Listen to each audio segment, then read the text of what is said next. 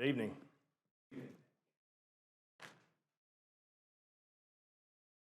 I want to start tonight by thanking the elders for allowing me to be a part of this meeting. I've been through a couple of these now, and this is always a wonderful study for me to get to do this and to get the opportunity to preach with all these other great speakers and great brothers in Christ I have here. And it's just certainly an honor to be here to be able to do this.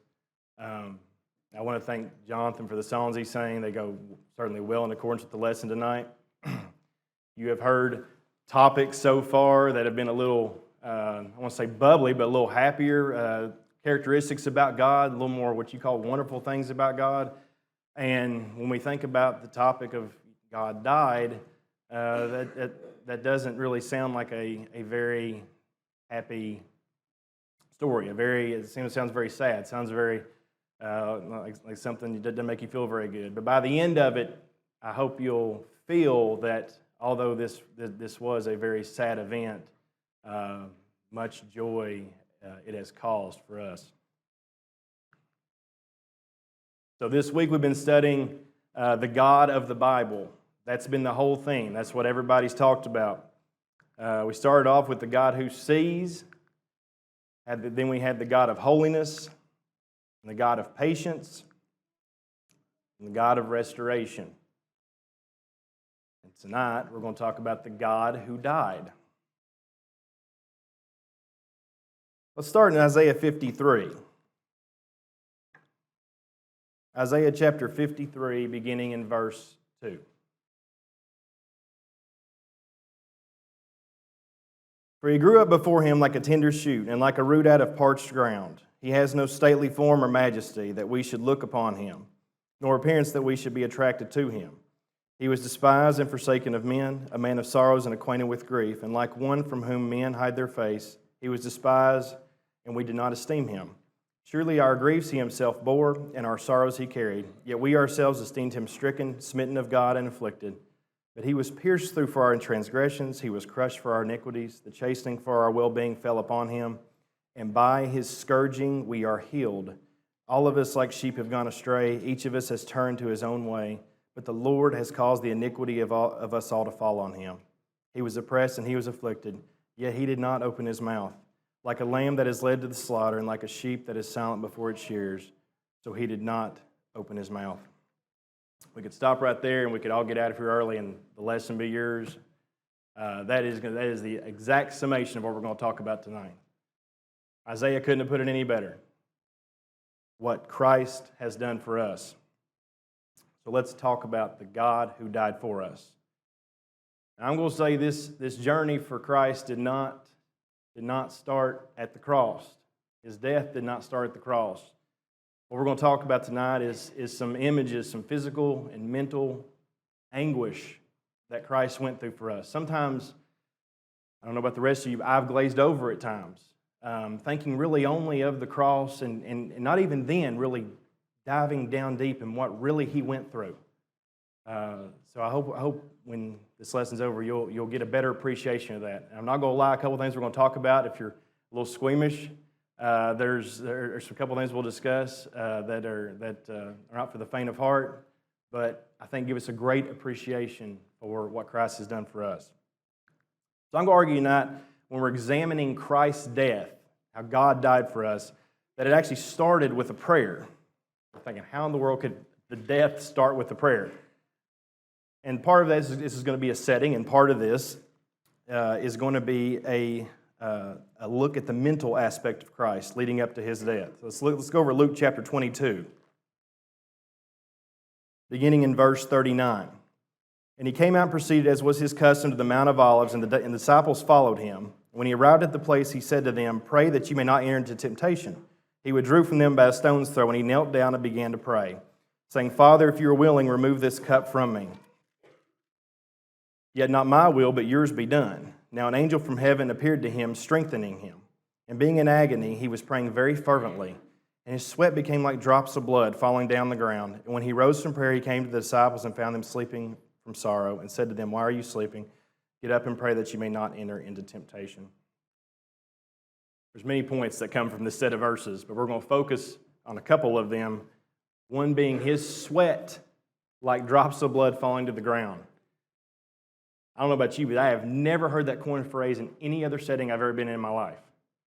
You know, there's actually a process called hematohydrosis, known as hemidrosis, and hematidrosis, a condition where the capillary blood vessels that feed the sweat glands rupture, causing them to exude blood, occurring under condition of extreme physical or emotional stress. Acute fear and intense mental contemplation are the most frequent causes, as reported in 6 cases of men condemned to execution. This has actually happened in real life. This has been, there's way more documented cases, but there is some very much acclaimed cases among 6 guys who were actually condemned to execution. Well, what was Christ about to go through? Can you imagine the physical and mental anguish of knowing what you're about to go through in his circumstance? And how much just torture that is, being in this physical body, thinking about what's about to happen to you and making that choice to let that happen. One more thing in this prayer. We go over to Mark chapter 14. We get another little interesting aspect of this prayer, talking about Jesus. We go to Mark 14, beginning in verse 32. It says, "They came to a place named Gethsemane, and he said to his disciples, 'Sit here until I have prayed.' And he took with him Peter and James and John, and began to be very distressed and troubled. And he said to them, 'My soul is deeply grieved to the point of death. Remain here and keep watch.'" So when he says, my soul's deeply grieved to the point of death, deeply grieved is the word used, adamaneo, not sure exactly how to pronounce that, which means to be troubled. But it actually goes a little deeper degree than that. Means great distress, deep anguish, great depression. Nothing's happened to Christ yet, and he's entered into a very anxiety state. Very much a physical thing is happening to him right now. He is in dire distress. I'd say we can't imagine all the times we've been stressed. Think of that, of what Christ was going to go through and what we stress about today. Just the amount of contemplation he had on his mind at this time. So, stress can lead to so many medical issues today. What's been proven, I don't think anyone's ever gone through, obviously, a more stressful situation than Jesus knew about. So I say it started with the prayer. This crucifixion, this process of this anguish he's going through, started at Gethsemane. Let's talk about his betrayal by a friend. And no, it is not Peter. Okay? Let's go over to Matthew chapter 26.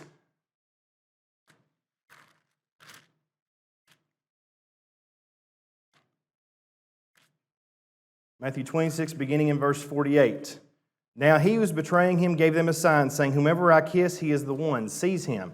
Immediately Judas went to Jesus and said, 'Hail, Rabbi,' and kissed him.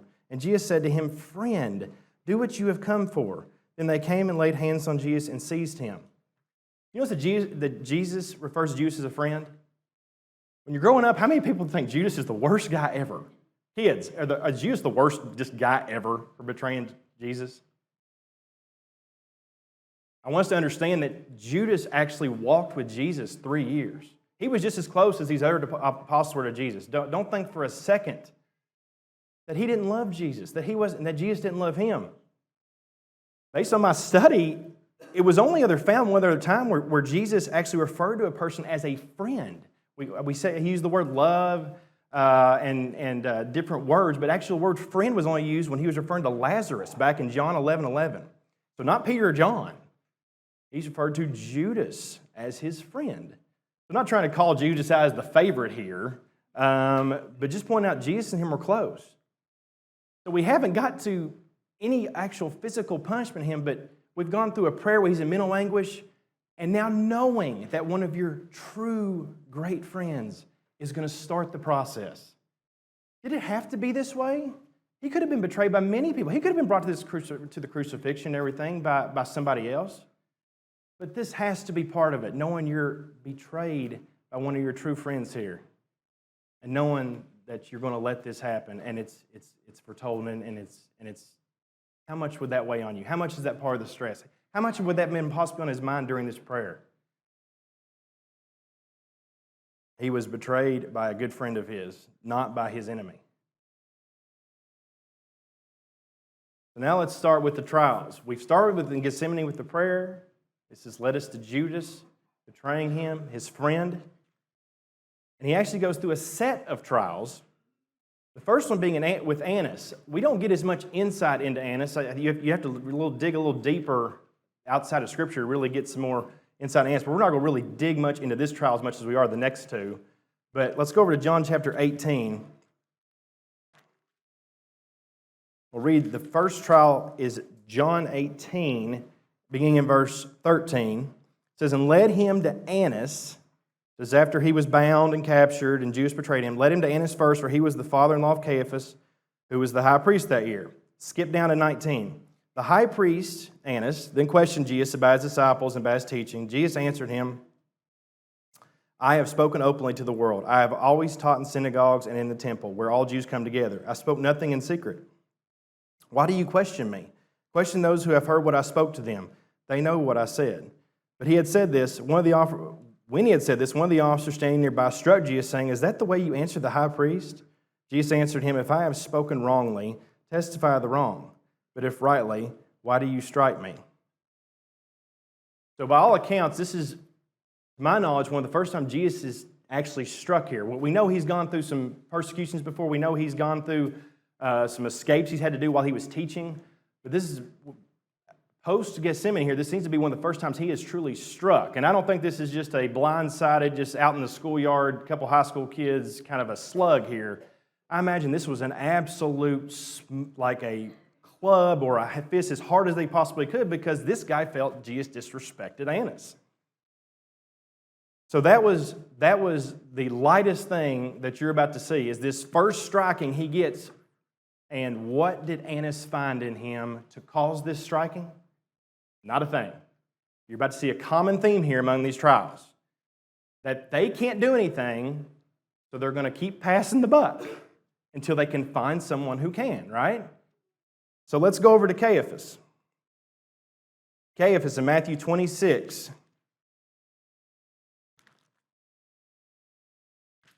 Beginning in verse 57. "Those who had seized Jesus led him away to Caiaphas, the high priest, where the scribes and the elders were gathered together. But Peter was following him at a distance as far as the courtyard of the high priest, and entered in and sat down with the officers to see the outcome. Now the chief priests and the whole council kept trying to obtain false testimony against Jesus so that they might put him to death." He on that, trying to find testimony. Verse 60, "They did not find any, even though many false witnesses came forward, but later on two came forward and said, 'This man stated, I am able to destroy the temple of God and to rebuild it in 3 days.' The high priest stood up and said to him, 'Do you not answer? Wasn't these men are testifying against you?' But Jesus kept silent, and the high priest said to him, 'I adjure you by the living God that you tell us whether you are the Christ, the Son of God.' Jesus said to him, 'You have said it yourself. Nevertheless, I tell you, hereafter you will see the Son of Man sitting at the right hand of power and coming on the clouds of heaven.' Then the high priest tore his robes and said, 'He has blasphemed. What further need do we have of witnesses? Behold, you have now heard blasphemy.' 'What do you think?' they answered. 'He deserves death.' Then they spat in his face and beat him with their fists, and others slapped him and said, 'Prophesy to us, you Christ, who is the one who hit you?'" So let's start here. It says the high priest tore his robes. For doing what? For blaspheming. He actually was just agreeing with what Caiaphas just stated. This is actually the only account you see. Is this actually, I had to read this twice to make sure I read this. The high priest actually did this. Did you ever catch that when you read that before? It wasn't a soldier at this first glance. Caiaphas actually ripped Jesus' clothes right here, tore his clothes, and said he has blasphemed. What further need? Then they spat in his face. Imagine the humiliation. Imagine the crowds that this is all happening in front of. And then beat with fist. Once again, countless people here, probably laying as hard of a hit as you can imagine on Jesus, and then slapped him. And I want to key on the word slapped him here, because the word there is rapizo, and that's also very popularly used to indicate a beating with rods. So if you've heard that before, it could be slap, but rapizo is very often referred to as actually using a rod for beatings. So Jesus was more likely absolutely at this trial, his second trial, beaten to a pulp. Absolutely beaten for once again doing what? Using false testimony to find nothing. They were using false testimony and they still can't find anything. And then, of course, the mockery. The embarrassment Jesus must have went through. Just knowing he's going through this, they're saying, prophesy to us, you Christ, who is the one who hit you? Can you imagine the pain he was already going through? Talked about the mental he started with, now just the physical, how much beating he has already taken with 2 trials of being found nothing with him, not guilty. So, I'm skipping a little bit because Herod doesn't actually come next. He actually technically goes to Pilate first, which we'll get in a second. But he goes to a Pilate for a very short period of time, and then Pilate gets a pretty good idea that he's going to send him to Herod because he's in the wrong jurisdiction. So he's going to send him back to Herod because Pilate wants nothing to do with this guy. And why would you? They can't. He knows there's a good shot he's not going to find anything with him. They've sent him all the way up to Pilate. Why would he want to mess with this? So he sends him off to Herod. Well, is that going to work out? Let's go over to Luke chapter 23.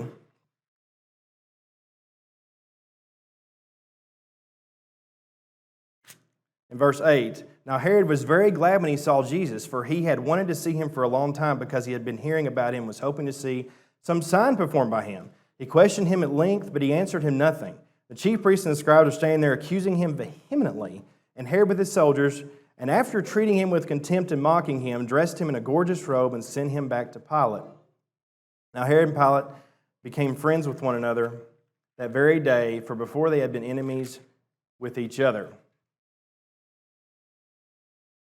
Once again, send him to Herod. Herod's excited to see this guy. He's been hearing about all these things about him. He's got tons of questions for him. Jesus has got nothing for him. He gets no answer. So once again, found nothing with Jesus. Absolutely zero. And they're still treating him with contempt, mocking him, dressing him in this robe, pretending he's a king. And sends him back to Pilate. And just as a side note, the evilness going on behind this, how can a friendship come about from this? How in the world can you be that bad where a friendship can spark over something so sadistic as this? So cruel as this? So those of you that want to give Pilate this free pass here in a second, that he was trying his best, this guy's got some major issues too.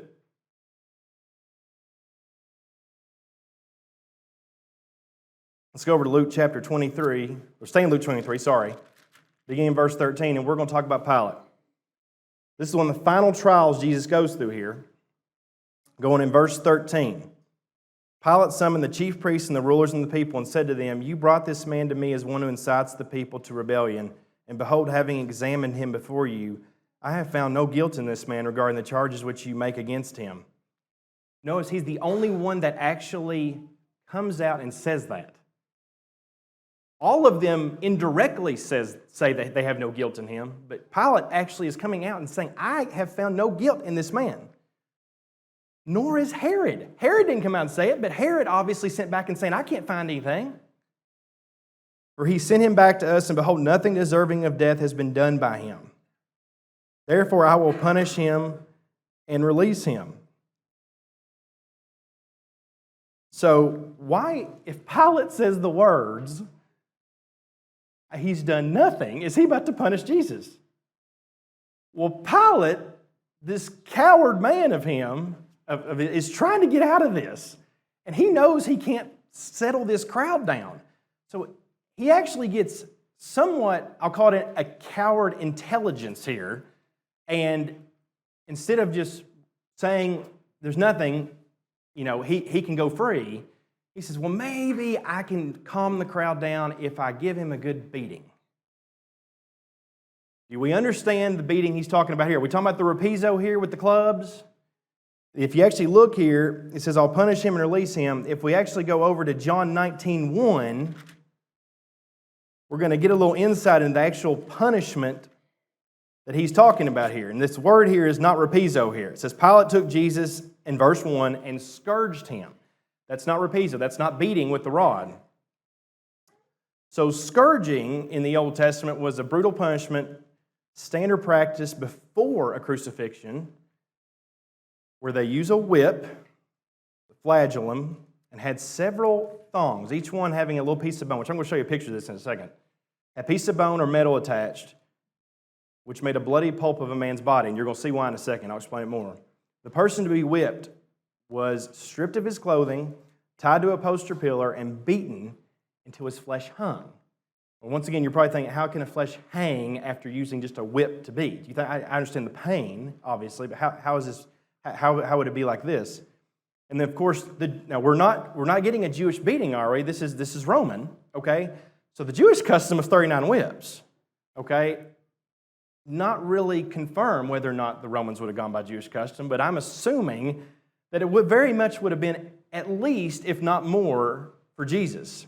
Because remember, he's trying to give him enough beatings to stop the crowd. So I guarantee you he went at least by custom to calm this crowd down. So here's what a picture of this would have looked like. You can see you got the wooden handle, you got the leather, which is what we're thinking of. We think of a leather whip. That's what we think of today. You're thinking like the Indiana Jones kind of whip, right? That is not what this is, okay? You can see in the middle of each strand of leather, there is a small piece of bone. At the end, to give it that little pop, to give it that little weight, is the ball. These little metal balls to allow that bone to sink into your skin, and every time it comes off, the bone is into your skin and rips it. So we're not talking about like little lines across your back with blood coming out. We're talking about the skin's coming off. It's physically getting ripped with this.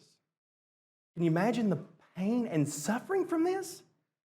It's been confirmed that a lot of people died before they got to the cross.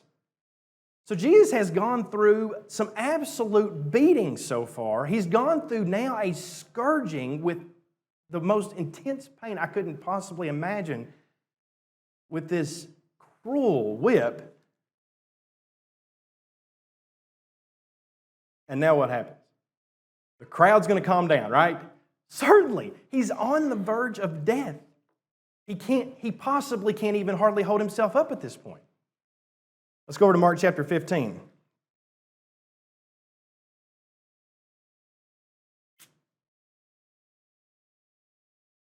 Verse 6. Now at the feast he used to release for them any one prisoner whom they requested. So it's time to release a prisoner. Time to be able to do that. Pilate, it doesn't obviously say this, but we assume now if he's looking for another prisoner to release and thinking he might get off of Jesus, that apparently this beating did not calm the crowd down. So another idea by Pilate. Instead of once again being strong and saying he's not guilty, I'm going to try and find a way around this again. I'm going to see if I can get a prisoner to be released instead of Jesus. We can only do one, okay? So Barabbas had been in prison with the insurrectionists who had committed murder in the insurrection. The crowd went up and began asking him to do as had been accustomed to do for them. Pilate answered them, saying, "Do you want me to release for you the king of the Jews?" For he was aware that the chief priests had handed him over because of envy. But the chief priests stirred up the crowd to ask him and release for them Barabbas instead. Can you imagine on the verge of death, the pain and agony Jesus is going through, and now knowing that the worst, we're not talking about a guy just pickpocketed a key on the side of the street here. We're talking about the worst of criminals that they are choosing over Jesus. And he's not gone through 1, 2, 3, 4 trials now. All of them, he has been found nothing on him. And they are picking Barabbas to be released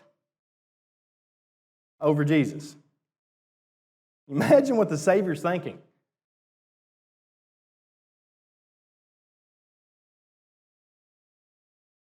Let's go to Matthew chapter 27. He's now about to be delivered over.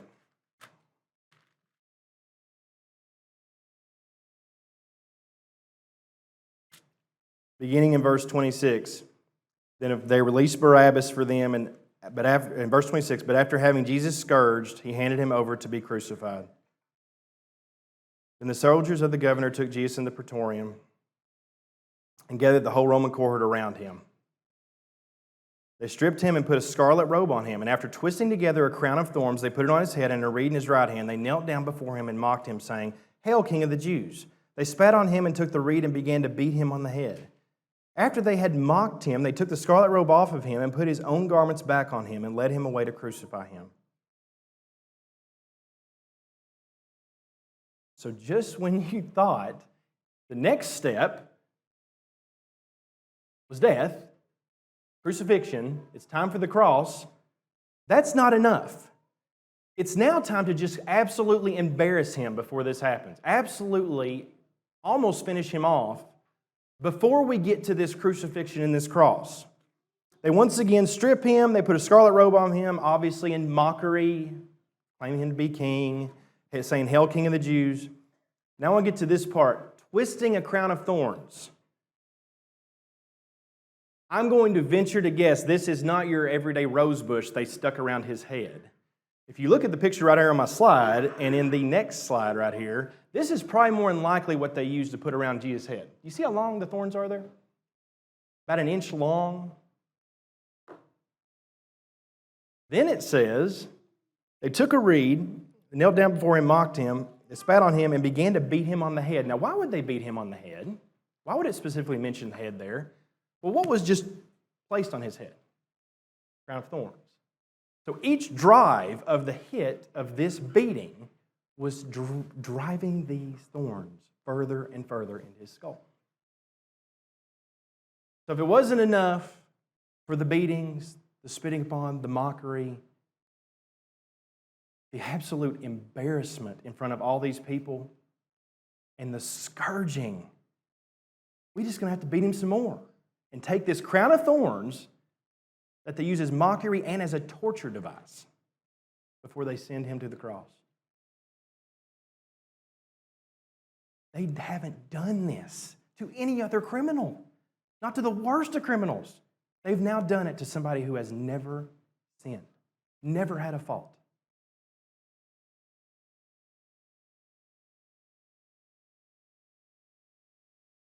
Do we get any indication, if you thought before that maybe these beatings were just kind of just to get to the cross, they weren't that bad?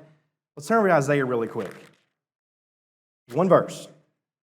52:14. Just as many were astonished as you, my people, so his appearance was marred more than any man, his form more than any of the sons of men. So for those of you thinking that before he hit the cross, he was probably really hurting, but you know, I could still kind of see Jesus the way he was. He was marred beyond what you could recognize.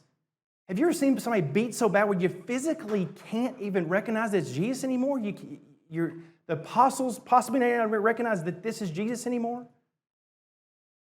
He's that bad. His face is not even the same face anymore. His body doesn't look the same. He's been completely crushed before he's even attempted to go to the cross. Just can't imagine how awful this was. Oh, one side note. We kept hitting on this. How fair were these trials? Just how fair were these trials? Who likes watching TV where, you know, you see these criminal shows and you see these high-profile cases and how the lawyers handle them and who's going to win back and forth between these high murder cases? How do they treat that criminal that's on the stand? Well, if he's found guilty, what do they do to him? Well, they give him a sentencing, right? They say, well, okay, you know, you're sentenced to life. Or maybe you're sentenced to death. But you're sentenced to death like 30 years from now. And, yeah, you get 3 meals a day. I'm going to handhold you and walk you to the jail cell. Jesus was found not guilty. And every trial he had, they beat him to death for doing nothing.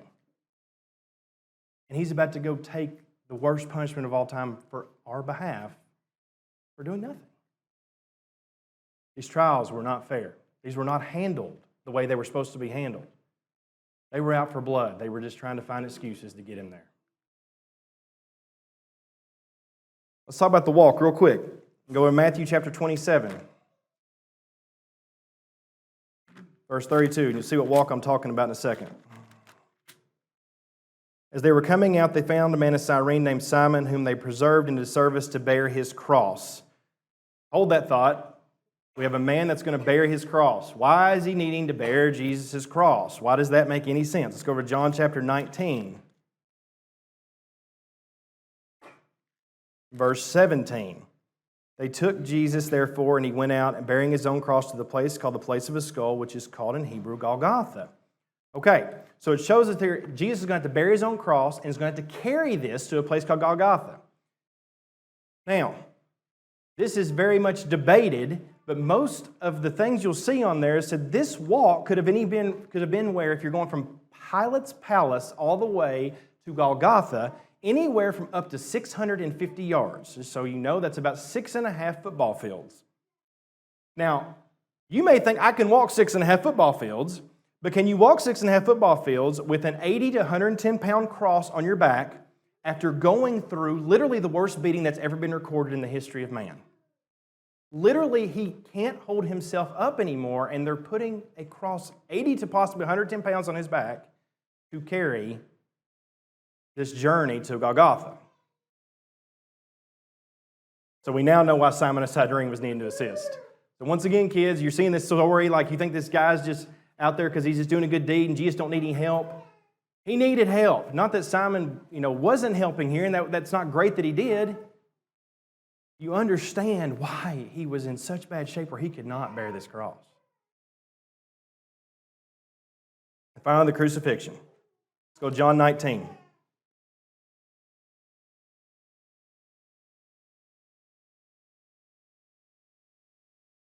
In verse 18, there they crucified him with 2 other men, one on either side, and Jesus in between.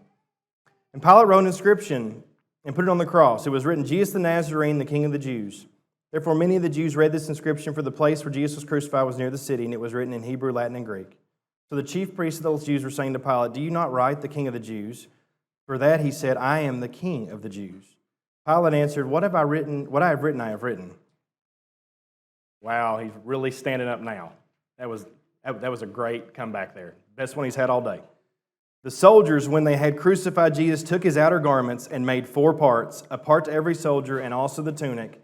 And now the tunic was seamless, woven in one piece. So they said to one another, let us not tear it, but cast lots for it. Decide whose it shall be. This was to fulfill the scripture. They divided my outer garments among them, and for my clothing they cast lots. Therefore the soldiers did these things. But standing by the cross of Jesus were his mother's sister, Mary the wife of Clopas, and Mary Magdalene. When Jesus saw this, his mother and the disciples, whom he loved, staying nearby, he said to his mother, woman, behold your son. Then he said to the disciples, behold your mother, for the hour that the disciple took her into his own household.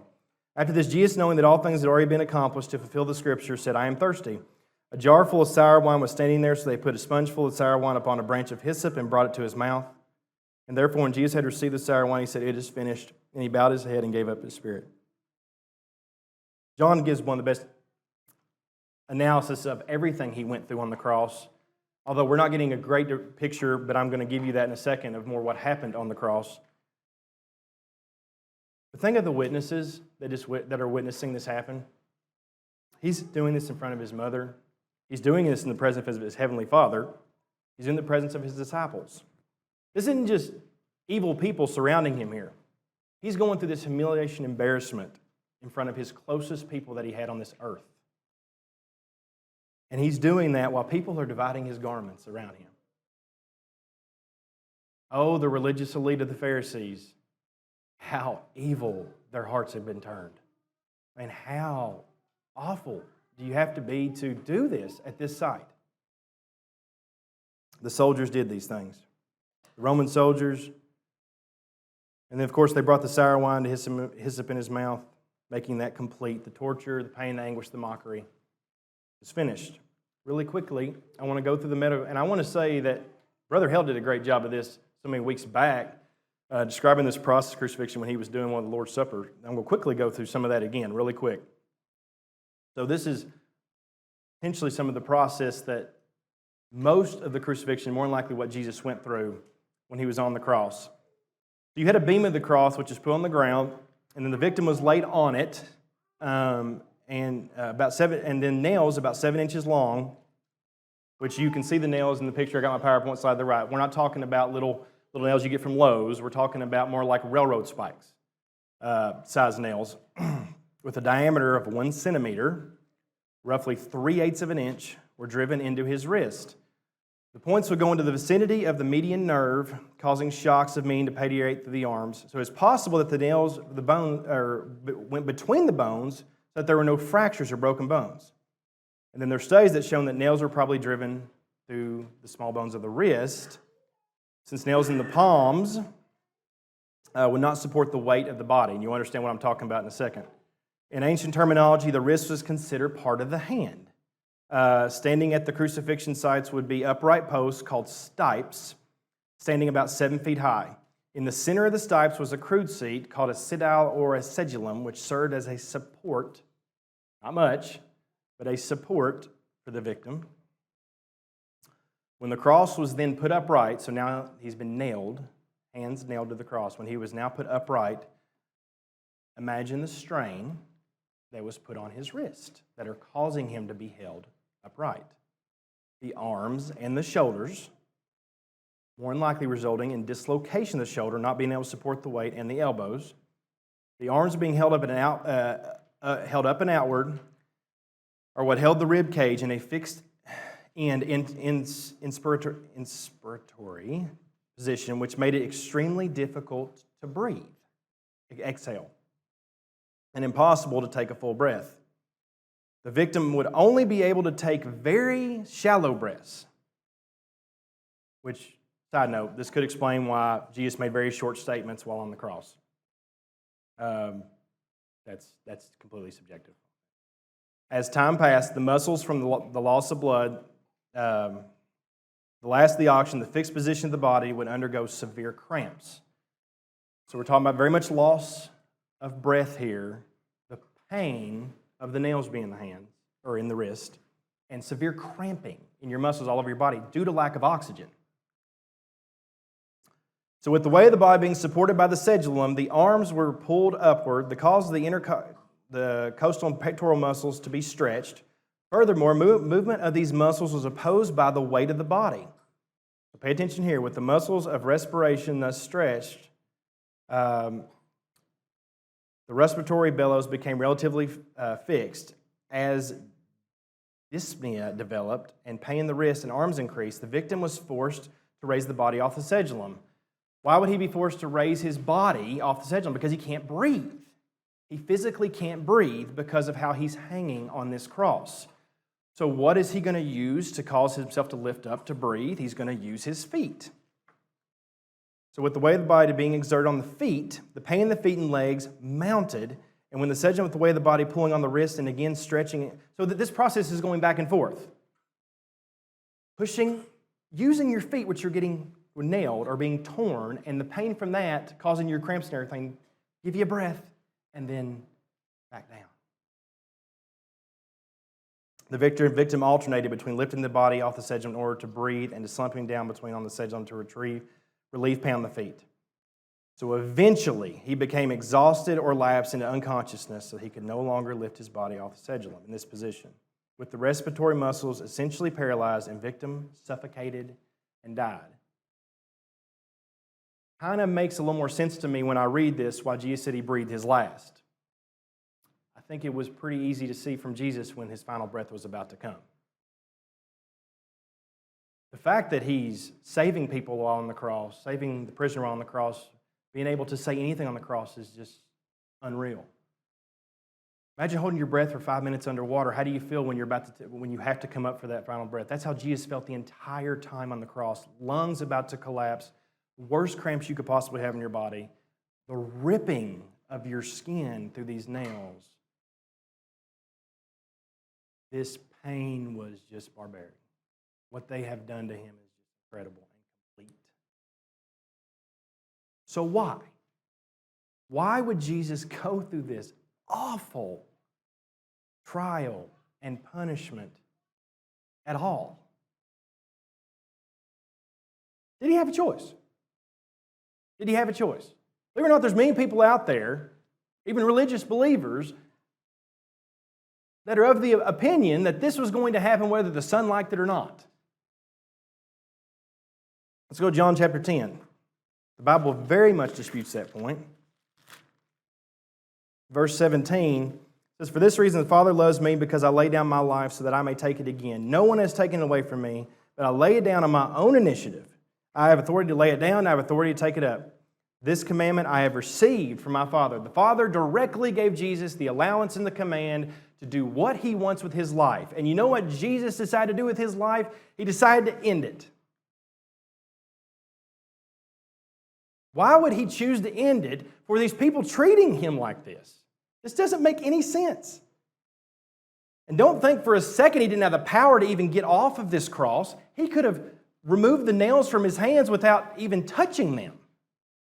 How do we know this? He went head on against the devil. He cast out countless demons, performed many miracles. Do we really think He couldn't have eluded the cross? Then why? Why in the world would you do this? This doesn't make any sense.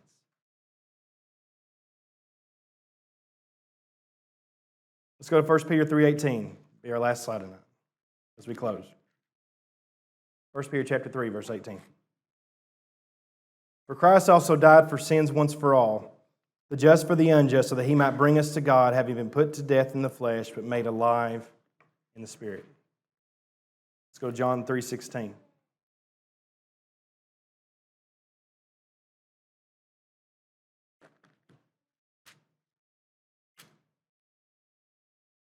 "For God so loved the world that He gave His only begotten Son, that whoever believes in Him shall not perish, but have eternal life." And then Romans 5:8.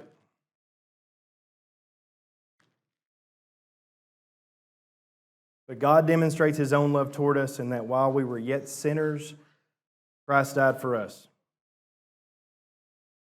He did not come here to die for those who were already saved and those who were already religious and those who already didn't need Him.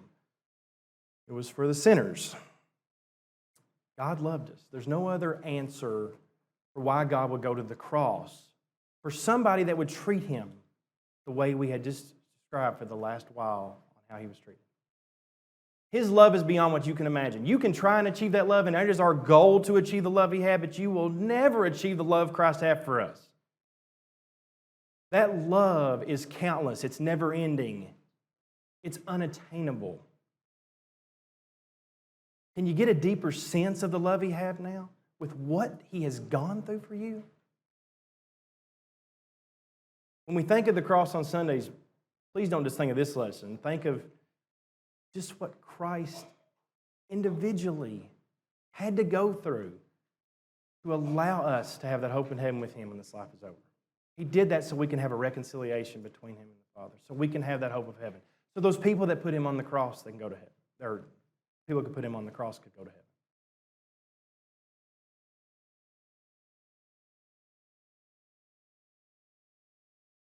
How great a sacrifice. How great a sacrifice. So if you're here tonight and you haven't chosen to become a Christian, you haven't chosen to give your life to Christ, I really can't think of a better motivator than understanding what Christ did for you to give a small step to Him and to give your life for Him.